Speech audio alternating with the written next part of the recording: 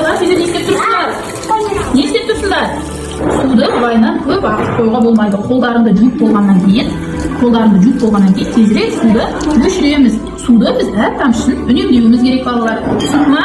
Ал келіңдер, мен сендерге судың маңыздылығын түсіндіру үшін бүгін біз сендермен судың маңыздылығын түсіндіріп өтейін сендерге. Жүріңдер, суды үнемдеу керек, балалар. Жүріңдер.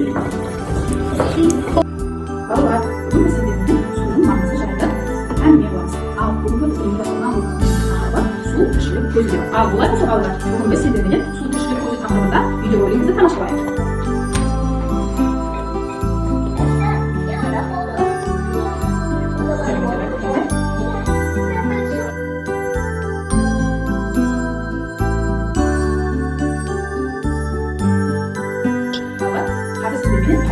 Табиғаттағы судың күйімен танысамыз. Ол үшін ойнайық. Ал Бексұлтан, сен қай ұяшық қандайсың?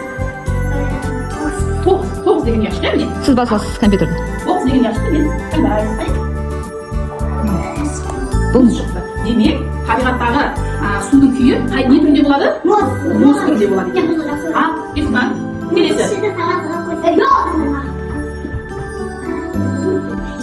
7 деген ұяшық қандайсың? Нені теребі? Водопад деді. Қазақшасы? Сарқырама, иә? Сарқырама. Яғни табиғаттағы су балалар сарқырама күйінде, су күйінде болады екен.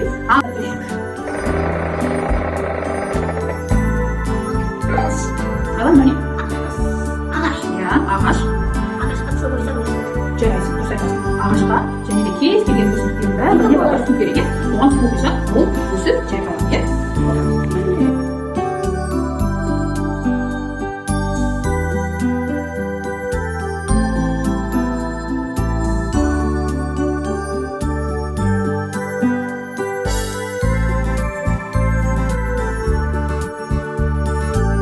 Екі, үш, бір, екі, үш, төрт, бес, алты, екі, үш, төрт, екі, үш, төрт, бес, екі.